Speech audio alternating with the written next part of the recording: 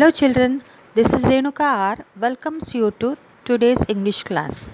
Today, let me explain the lesson A Letter to God by G.L. Funes. G.L. Funes, one of the famous modern writers, has written for the young as well as the old. He is a simple short story writer and humorist. A Letter to God is his simple story. Lenko is the protagonist of this story. He was an ox of a man and a man of limited means. He earned his living by farming his fields. He had an unshaken faith in God. His deep faith in God even impressed the postmaster who decided to help him. Postmaster, a fat and amiable person, is good in human thinking and behavior. He is sympathetic and sensitive person. The story discusses the power of innocent faith in God by a man and also gives a message that sometimes even our generosity and kindness is not recognized.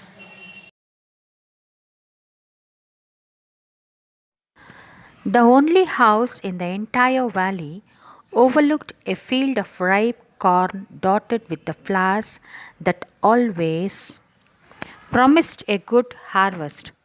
The only thing that needed was a downpour. Lenko, the owner of the house and field, had been looking at the sky all morning. He told his wife that it was going to rain. As Lenko had predicted, big raindrops began to fall.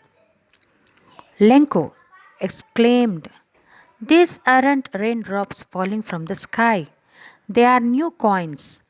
The big drops are 10-cent pesos and the little ones are fives." But suddenly a strong wind began to blow, and along with the rain, very large hailstones began to fall. These truly resembled new silver coins, and exclaimed that it's really getting bad now. The corn was totally destroyed. Lenko's soul was filled with sadness. When the storm had passed, Lenko stood in his ruined field and thought that a plague of locusts would have been better than this. It was a sad night for Lenko's family. All through the night, Lenko thought only of his one hope, that is, the help of God.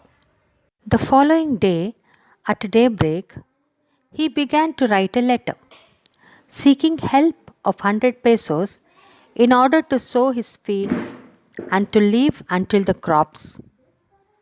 He wrote to God on the envelope, placed a stamp on the letter, and dropped it into the mailbox. One of the employees, who was a postman, laughed heartily and showed to his boss. Never in his career as a postmaster had he known that address.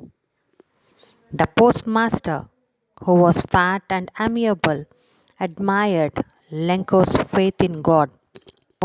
In order not to shake the writer's faith in God, the postman decided to help. He himself gave a part of his salary, and several friends obliged to give something as an act of charity.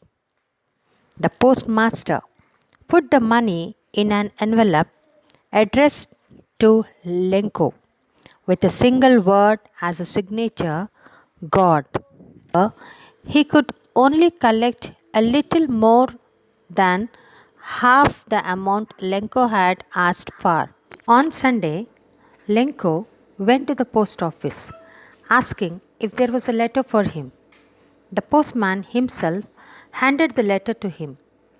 Lenko showed not the slightest surprise on seeing the money, as he had extreme faith in God.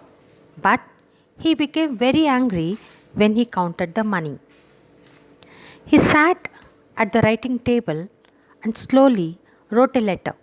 It looked like he was having trouble expressing his thoughts on paper.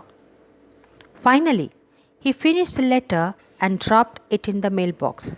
Sir immediately collected the letter and opened it. In the letter, Lenko had written that of the 100 pesos, only 70 pesos reached him. He needed 30 pesos more. But he asked God not to send it through post office because the post office employees were dishonest. Hope you have understood the lesson, children. Thank you.